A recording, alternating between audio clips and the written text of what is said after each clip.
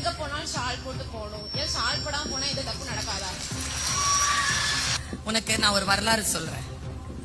நீங்க என்ன பெருமை, நீங்க என்ன ஒன்னும் செய்யலையே பெருமை, அதெல்லாம் ஷால்லாம் போத்தலையே, எப்ப போடுவீங்க?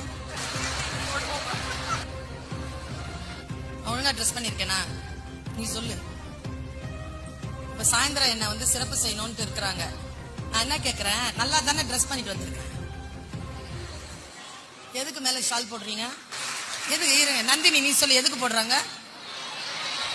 ஒரு மரியாதை. அவ்வளவுதான், போ போ. உடம்ப துணியால மறைச்சி இருக்கிறது என்பது மரியாதை. ஏன் நீ இந்த கேள்வியை கேட்கற தெரியுமா? பெண்களுக்கு இந்த சமூகத்தில் ஆடை மறுக்கப்பட்டது தெரியுமா உனக்கு? இந்த பிளவுஸ் இருக்குல்ல, பிளவுஸ் அதுக்குள்ள இருக்கிற உள்ளாடை இருக்குல்ல, அதை நான் போட்டுக்க முடியாது. இந்த நாட்டுல பிறந்திருந்தா 60 வருஷத்துக்கு முன்னால நீ பிறந்திருந்தா உனக்கும் எனக்கும் இந்த நாட்டில பிளவுஸ் போட முடியாது. அதுக்கு நீ ஒரு வரலாறு தெரிஞ்சுக்கோ.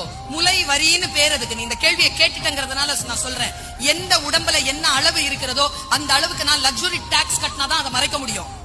அதற்கு எதிராக எடுத்த போராட்டத்திற்கு பெயர் தான் மேல் சீலை போராட்டம். தந்தை பெரியார் எடுத்தார். வைக்கம் போர்ல மிக முக்கியமான போராட்டம் அது.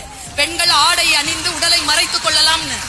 உன் உடலை மறைத்திருப்பது என்பதுதான் உனக்கான சுதந்திரம். நந்தினி கிட்ட ஒரு கேள்வி கேட்கிறேன்.